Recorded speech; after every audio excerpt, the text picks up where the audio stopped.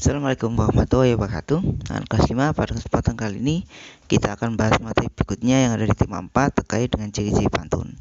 Di sini Ustaz hanya akan mengingatkan tentang ciri-ciri pantun. Yang pertama, pantun sendiri itu apa? Pantun adalah bentuk puisi Indonesia atau Melayu yang tiap baitnya terdiri dari 4 baris ya. Jadi kalau kita amati tentang cirinya ada 4. Yang pertama, pantun memiliki sajak AB-AB ya. Yang kedua, satu bait terdiri dari 4 baris. Yang ketiga, tiap baris terdiri atas 8 sampai 12 suku kata. Dan yang keempat, 2 baris pertama adalah sampiran dan 2 baris kedua atau berikutnya adalah isi pantun ya. Jadi ini terkait dengan ciri-ciri pantun. Di sini ada suatu pantun ya. Contoh pantun ya. Saya akan bacakan. Saat malas dan tak bertenaga, jangan diam seperti pagar. Sebaiknya lakukan olahraga agar peredaran darah menjadi lancar ya. Jadi ini adalah salah satu contoh pantun di mana pantun ini mengisyaratkan kita untuk berolahraga agar peredaran darah kita menjadi lancar sehingga tubuh kita menjadi sehat ya. Nah, berdasarkan pantun itu nanti kalian bisa menjawab soal yang ada di bawahnya ya, terkait ciri-ciri pantun itu apa, lalu sampiran itu yang mana dan seterusnya ya. Selanjutnya di sini terkait dengan wawancara. Di sini ada suatu kegiatan di mana Dayu, Edo, dan Lina sedang berangkat melakukan wawancara menggunakan sepeda ya. Mereka hari ini sedang mewawancarai tentang Pak Damar, di mana Pak Damar merupakan pengusaha sandal kesehatan ya. Dari wawancara ini diperoleh informasi sebagai berikut ya. Jadi di sini diperoleh informasi bahwa Pak Damar merupakan pengusaha sandal refleksi. Pak Damar memproduksi sandal yang dapat digunakan untuk melancarkan peredaran darah. Sandal refleksi buatan Pak Damar terbuat dari kayu. Kayu tersebut diperoleh dari daerah sekitar tempat tinggalnya. Pak Damar hanya membeli kayu berkualitas. Namun demikian, Pak Damar selalu menyarankan kepada pemasok kayu untuk melaksanakan reboisasi setelah penebangan ya. Jadi dari wawancara ini diperoleh informasi terkait dengan bagaimana Pak Damar memperoleh kayu, bagaimana Pak Damar memproduksinya, ya bagaimana tenaga kerja yang ada di sana dan seterusnya ya.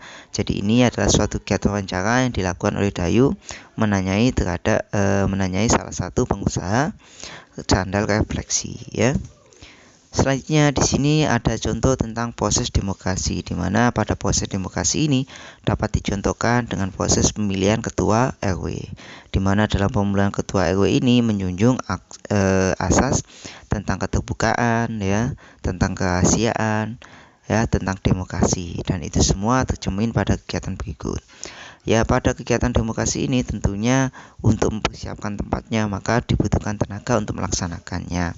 Kalian bisa berperan dalam kegiatan tersebut ya, misalnya yaitu dengan menyediakan tempatnya atau sarananya, membantu menyiapkan meja ya, membantu membersihkannya atau membantu menginformasikan kepada masyarakat. Itu adalah peran serta yang bisa kalian lakukan untuk membantu proses penyebaran informasi mengenai pemilihan ketua RW ya. Jadi itu ada hal-hal yang bisa kalian lakukan terkait dengan pemilihan ketua RW di lingkungan sekitar kalian.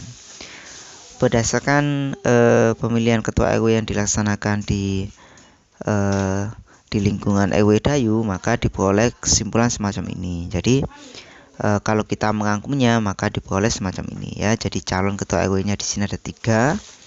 Lalu di sini jumlah pemilihnya secara keseluruhan ada 365 orang. Tempat pemilihannya ada di balai warga.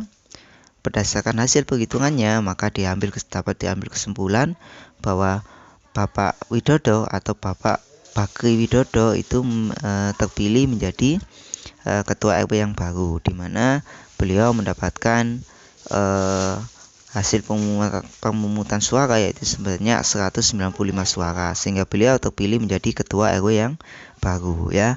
Jadi ini adalah salah satu contoh laporan terkait dengan pemilihan ketua RW di suatu lingkungan masyarakat. Nah, berdasarkan hasil pemilihan ini nanti kalian bisa menjawab beberapa soal terkait dengan hasil pemilihan ketua RW yang sudah Ustadz jelaskan tadi ya. Silakan dijawab dengan baik. Oke, demikian pembelajaran kali ini. Jangan lupa tadi tugasnya kalian kerjakan dengan baik terkait dengan hasil pemilihan ketua RW yang sudah dilaksanakan di di balai warga di sekitar lingkungan rumah Dayu ya.